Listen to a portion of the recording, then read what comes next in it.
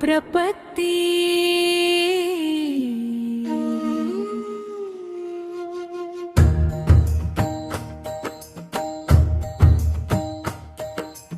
ईशानां जगतोऽलस्य वेङ्कटपतेर्विश्वा परां प्रेयसी तद्वक्षस्थलनित्यवासरसिकां तत्कुक्षान्ति संवर्धिनीं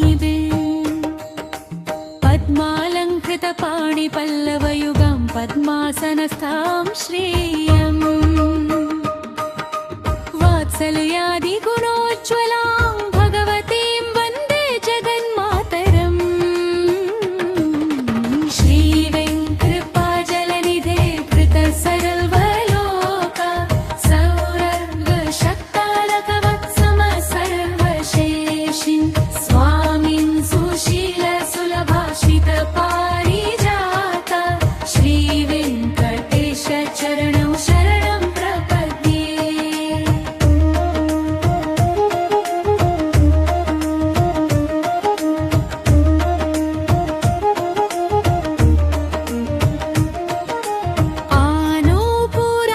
सुजात सुगन्धि पुष्प सौरभ्य सौरभकरौ समसन्निवेशौ सौम्यौ सदानुभनेरपि नवानुभाव्यौ श्रीवेङ्कटेशचरणौ शरणं प्रपद्ये।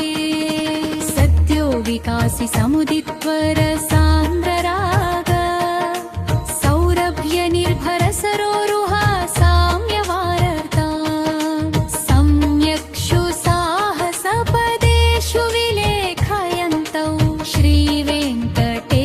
चरणौ शरणं प्रपद्ये।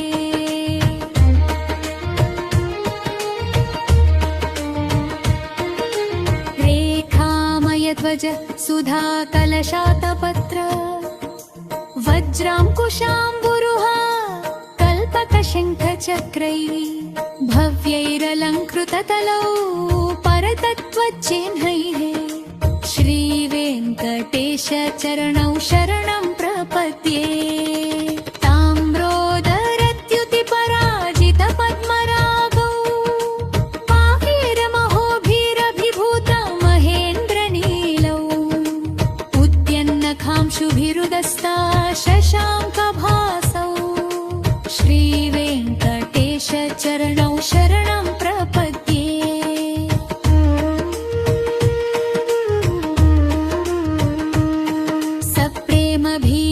कमलाकरपल्लवाभ्यां संवाहनेरपि सपदिग्लममाथधानौ कान्तानवात्मानसगोचरसौ कुमार्यौ श्रीवेङ्कटेशचरणौ शरणं प्रपद्ये।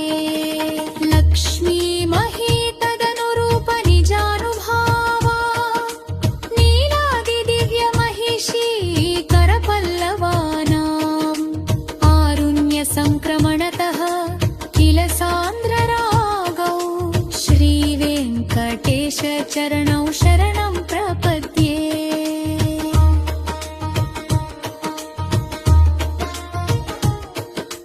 नित्यानमद्विधि शिवादिकिरीटकोटि प्रत्युक्तदीप्त नवरत्नमहः प्ररोहै नीराजनाविधिमुदारमुपादधानौ श्रीवेङ्कटेशचरणौ शरणं प्रपद्ये।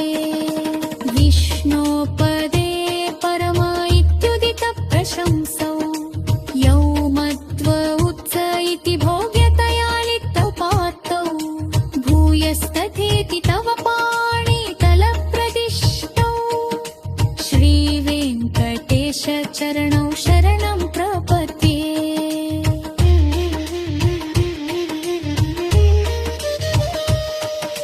पार्थाय तत्सदृश सारथिना त्वयैव यौ दर्शितौ स्वचरणौ शरणं व्रजेति भूयोऽपि मह्यमिहा पौकरदर्शितौ ते श्रीवेङ्कटेशचरणौ शरणं प्रपद्ये। मन्मूर्ध्नि कालियफने विकटाटवी श्रुतीनां चित्तेरप्यनन्यमनसां सममाहितौ ते श्रीवेङ्कटेशचरणौ शरणं प्रपद्ये।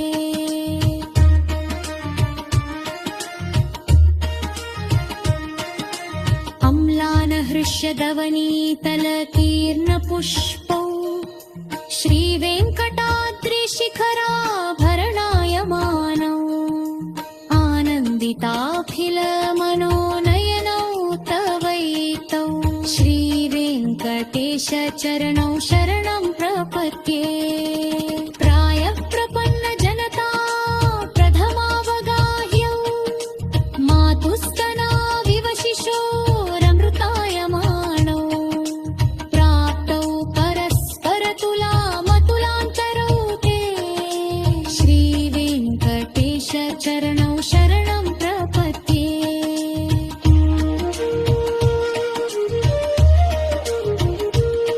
सत्योत्तरैः सततसेव्यपटाम्बुजेन संसारतारतगयार्द्रगगञ्चलेन श्रून्योपरद्रोनिगायपमदर्शितौ ते श्रीवेङ्कटेशचरणौ शरणं प्रपद्ये।